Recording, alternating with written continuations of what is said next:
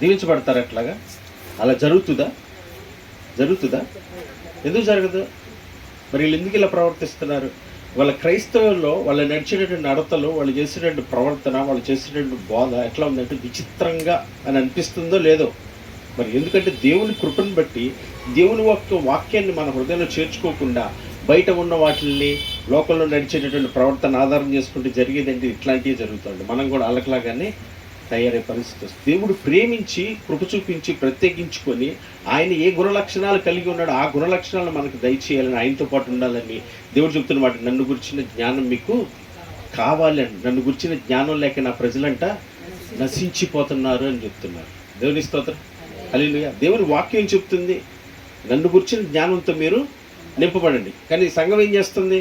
లోకంలో ఉన్న వాటిని మాకు కావాలని చెప్పి దేవుడి దగ్గరికి వచ్చి లోక జ్ఞానంతో బ్రతిలాడే పరిస్థితి అవుతుంది. మళ్ళీ దీవించేవాడా కాదా దేవుడు? ఎప్పుడు దీవిస్తాడు? నన్ను దీవించు నాయన, నన్ను ఆశీర్వదించబడి దీవిస్తాడా? ఇక్కడ ఎలాగైతే చెప్పానో అది నువ్వు నడిస్తే నేను నిశ్చయంగా ఆయనే దీవిస్తాను, ఆశీర్వదిస్తాను అంటున్నాడు. దేవుడి స్తోత్రం. కానీ ఈ చేయకోకుండా మనం ఏం చేస్తాము?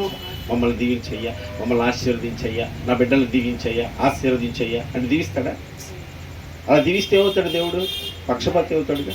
అంతేనే కదా, పక్షపాతి దేవుడు. నీతిని న్యాయాన్ని అనుసరించి నడిచేవాడు, ప్రవర్తించేవాడు. నువ్వు ఎన్నో ఉపవాసాలున్నా, ఇంకో మాట కూడా ఉంది, దేవుడు తెలుసా? విస్తరించి ప్రార్థన చేయటం వల్ల ఏదో దానివల్ల ఏ ప్రయోజనం కూడా.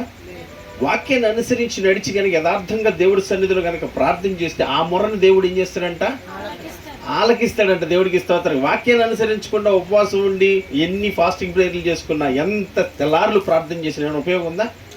ఏమంటుందా? ఏముండదు. వాక్యాన్ని అనుసరించి నడిచినప్పుడు నువ్వు చక్కగా ప్రార్థన చేసిన 2-3 మాటలైనా చక్కగా ఆలకిస్తాడు. దేవుడికి స్తోత్రం కలుగుగా. హల్లెలూయా.